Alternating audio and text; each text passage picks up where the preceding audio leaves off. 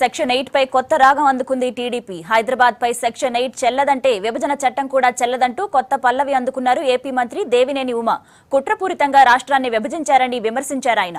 కేసీఆర్, సోనియా స్వార్థం కోసం ఉమ్మడి రాష్ట్ర ప్రయోజనాలను పణంగా పెట్టారని ఆరోపించారు. పాలనా అవసరాల కోసం ఆ ప్రాంతంలో ఉండే ప్రజల ప్రాణాలు, స్వాతంత్ర్యం, ఆస్తుల రక్షణ కోసం గవర్నర్కు ప్రత్యేక బాధ్యతలు ఉంటాయి. అంతర్గత భద్రత, కీలక సంస్థల భద్రత, ఉమ్మడి రాజధానిలో ప్రభుత్వ భవనాల కేటాయింపు, నిర్వహణ అంశాలను వర్తిస్తాయి. తెలంగాణ మంత్రివర్గాన్ని సంప్రదించిన తర్వాత తన వ్యక్తిగత నిర్ణయం ప్రకారం చర్యలు తీసుకోవచ్చు. విభజన చట్టంలో భారత పార్లమెంట్ ఆంధ్రప్రదేశ్ ఉమ్మడి రాజధాని గవర్నర్ గారికి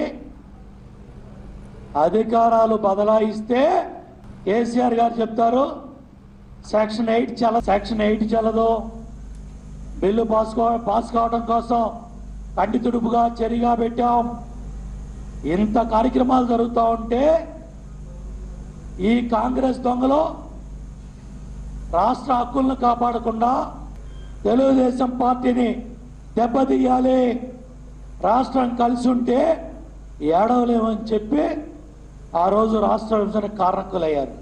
5 కోట్ల ప్రజల సంకల్పాన్ని దెబ్బతీయాలనే కుట్రలో భాగస్వాములై దొంగలు ఒక దొంగ హైదరాబాద్లో మాట్లాడితే ఓ దొంగ విజయవాడలో మాట్లాడతారు.